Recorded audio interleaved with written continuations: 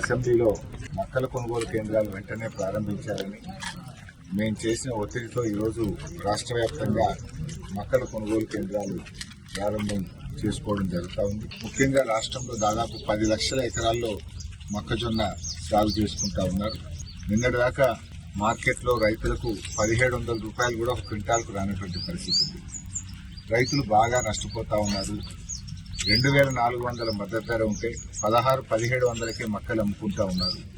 ఈ పరిస్థితుల్లో రైతులు నష్టపోవద్దు, వెంటనే కొనుగోలు కేంద్రాలు స్టార్ట్ చేయాలని మన అసెంబ్లీలో గట్టిగా ఒత్తిడి చేయడం జరిగింది. ప్రభుత్వం దిగొచ్చి ఇలా రాష్ట్ర వ్యాప్తంగా కొనుగోలు కేంద్రాలు చేయడం జరిగింది. అయితే ఇప్పటికే కొంత ఒక 20-25% మొక్కలు వెళ్ళిపోయినాయి, దళారుల చేతిలోకి వెళ్ళిపోయినాయి.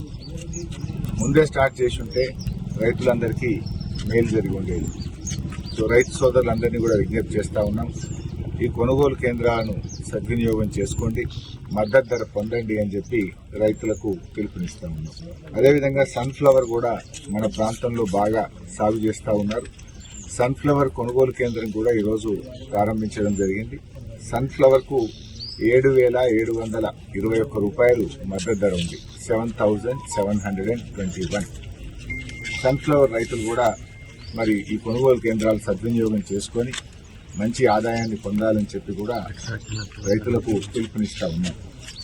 సన్ఫ్లవర్ షార్ట్ క్రాప్, అధిక ఆదాయం వస్తుంది, మంచి మేలు జరుగుతూ ఉంది, మంచి దిగుబడి కూడా వస్తూ ఉంది. మన ప్రాంతంలో ఇంకా ఎక్కువ సాగు చేయండి. రాబోయే రోజుల్లో పంట మార్పిడిగా ఉపయోగపడుతుంది, మంచి ధర కూడా ఉంది. మద్దతు ధర 7,721 రూపాయలు ఉంది కనుక తొందరగా కూడా అయిపోతుంది. షార్ట్ డ్యూరేషన్ క్రాప్, దీని ఇంకా ఎక్కువ సాగు చేయాలని చెప్పి కూడా ఈ సందర్భంగా రైతు సోదరులకు పిలుపునిస్తా ఉన్నాం. ఈ యాసంగిలో ఇంత మంచి దిగుబడి మన సిద్దిపేట ప్రాంతంలో వస్తుందంటే కాళేశ్వరం ప్రాజెక్టు యొక్క ఫలితమే ఈ అత్యధిక దిగుబడికి, ఈ పంటలు పండడానికి కారణం. ఇవాళ సిద్దిపేట నియోజకవర్గం ఒకప్పుడు 8,000 ఎకరాల్లో యాసంగి సాగు ఉంటే ఇవాళ 80,000 ఎకరాల్లో యాసంగి సాగు జరుగుతూ ఉంది. అంటే దాదాపు 10 టైమ్స్ పెరిగింది. 8,000 వర్సెస్ 80,000. అంటే ఇంత సాగు పెరగడానికి కారణం మరి కాళేశ్వరం జలాలు. నాకు బాగా గుర్తు, 2005వ సంవత్సరంలో కరువు వచ్చింది.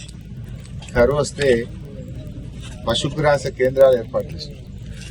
చిన్న కోడూరులో, రాజగోపాల్పేటలో, నంగునూరులో పశుగ్రాస కేంద్రాలు పెట్టారు. అంటే పశువులను బతికించడానికి 40 లక్షల మెట్రిక్ టన్నుల గడ్డి తెచ్చి రైతులకు సప్లై చేసినాం. అంటే పశువులను బతికించడానికే గడ్డి తెచ్చుకున్నాం ఆంధ్రాకి.